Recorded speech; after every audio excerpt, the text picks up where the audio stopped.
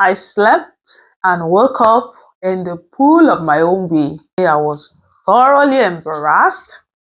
If a grown adult could freely wet the bed, please let your children bedwet in peace.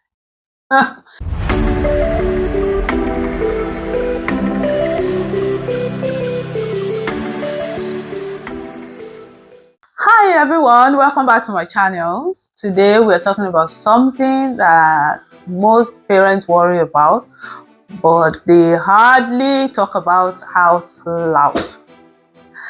Bedwetting, or what is medically referred to as nocturnal enuresis. Let me give you a story. When I was pregnant with my first baby, I was already in my third trimester, and I slept and woke up in the pool of my own way. I think I've shared this experience in one of my previous videos. Needless to say, I was thoroughly embarrassed. I was really distressed. Long story short, I went to my doctor and I explained. It was very obvious I was really panicking, and then she did a great job to assure me that I was fine. It was just the baby playing pranks with me, and that the reason why I wet my bed was because my baby was pushing hard against my bladder. So, that happened. So what I'm saying is, if a grown adult could freely wet the bed, please let your children bedwet in peace. On a serious note, I know that bedwetting is a huge source of concern for a lot of parents. And if your child is struggling with this at the moment, please know that you are not alone. That nothing is wrong with them. Bedwetting doesn't mean that something is wrong with them or something is wrong with your parenting. Bedwetting is very common, and today we are going to walk through why it happens, what is normal, and what helps children to overcome it in a very calm, confident, and supportive way. First thing first, before we start talking solutions, we need to understand why children bedwet and what it means. Most kids who wet the bed are lazy, then doing it on purpose, and they are not being defiant. What's really going on is usually one of the things we're going to be talking about, like their bladder is still developing, their brain hasn't quite mastered the wake-up signals, they produce more urine at night than their body can actually store. Deep sleep cycle makes it hard for them to react to a full bladder. Sometimes genetics. It will interest you to know that bedwetting runs in some families. Yes, you heard me. You that you're pressuring your child to stop bedwetting. When did you stop? Your spouse, grandma, aunties, uncles, grandpa, did you all stop early?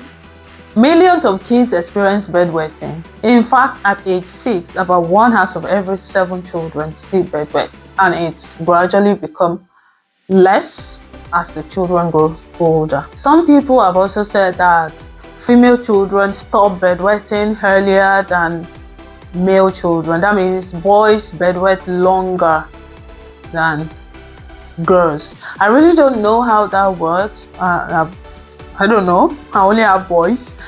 I don't know how that works, but you can educate me in the comment section, share your opinions, and let us learn.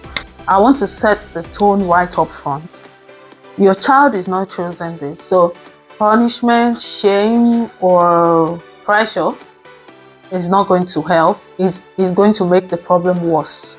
What they need most is your patience, understanding, and encouragement. Now, let's talk about the signs that tell you that it's not a problem. Most of the time, bedwetting is just a part of development. It's not a sign of emotional problem or behavioral issues or trauma or anything medically dangerous.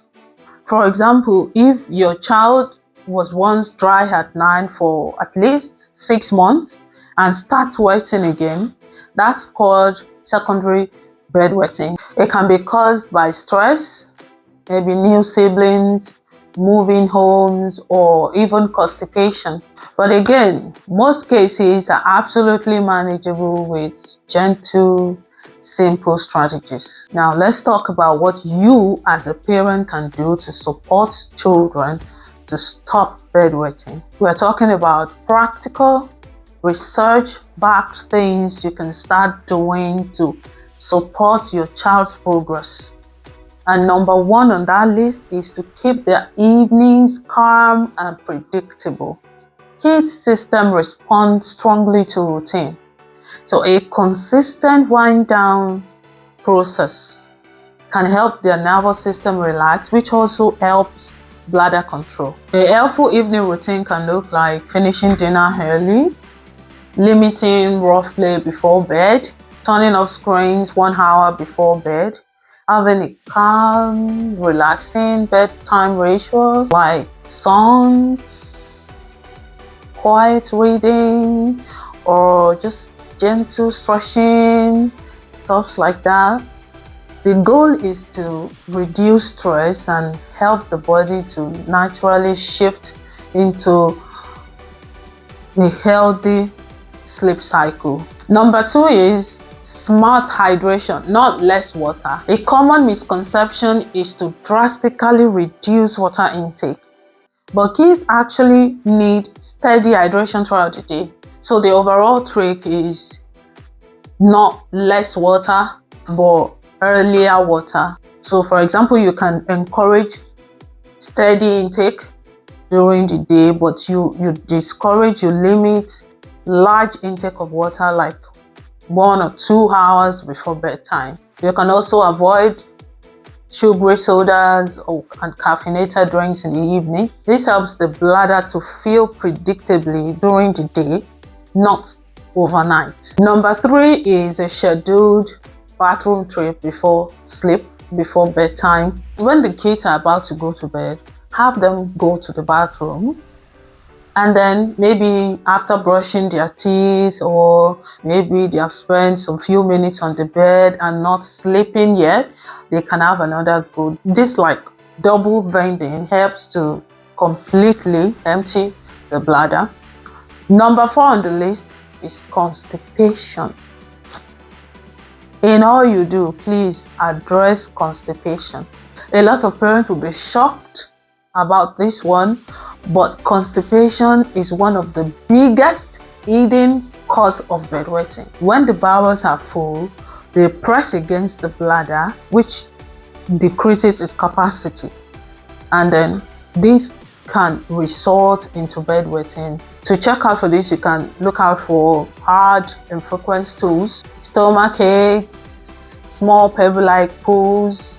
A fiber-rich diet, fruits, vegetables, and good hydration can help in this regard. The next thing is the use of bedwetting alarms. Bedwetting alarm is one of the most effective tools, especially with children from age 6 and up. Yeah, and this is how it works. A small sensor detects moisture and then it triggers an alarm, so it goes off and gives vibration, sound, or whatever. So this is actually not a quick fix. It doesn't make the child stop bedwetting at the immediate, but it's very effective to train the brain so that the body begins to recognize their bladder signals to wake up and then go wee instead of wetting the bed. Even though this can take weeks or sometimes months before you achieve the end goal, which is complete dryness, but research has shown that this is very, very effective in achieving that goal. Finally, number 6 of what you can do as a parent to support your child is to celebrate progress, not perfection. Make your home a no-shame zone. Praise efforts, confidence, and ability to stay calm, not whether they stay dry every night. Dry nights should feel like an achievement, not expectation. So now we have talked about things you can do to support your children to stop bedwetting. Now let's talk about things you should not do. First thing is, don't yell, don't punish, don't shame. Now I know this is very hard. It is hard. Trust me, I know it's hard, but don't do it. Don't make siblings tease or comment. Yeah, they'll try to do that, but don't do it. Don't allow it.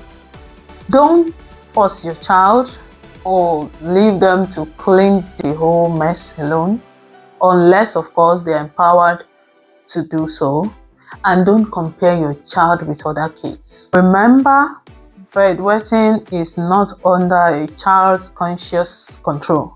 Now, feeling humiliated and stressed can increase nighttime wetting. Instead, stay calm and compassionate. Your response shapes how they view themselves. So far, we have talked about how bedwetting can be normal, but we need to look at when it can be abnormal, when you need to talk to a doctor. Most children outgrow bedwetting naturally, but a visit to a pediatrician will be nice if your child is 7 years or older and they are struggling emotionally. You might need to also visit your doctor if bedwetting starts all of a sudden after a long period of dry nights. Or maybe you notice symptoms like frequent daytime accidents, painful urination, or extreme thirst. I think you should also see your doctor if you suspect constipation or sleep apnea.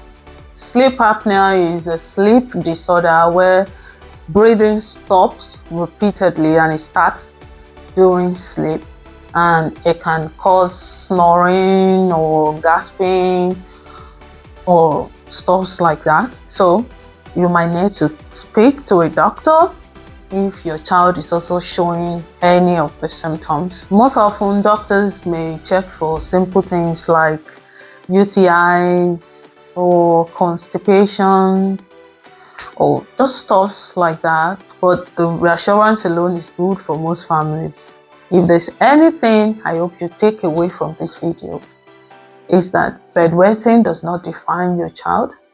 They are growing, they are learning, and they are doing all of this at their own pace. With your patience, support, and a few simple habits, most kids get over bedwetting without any major or long-term issues at all. You're doing great, your child is doing great, and this phase will surely pass. If you found this video helpful, please subscribe, like, and share this video with another parent who might need some little bit of reassurance today.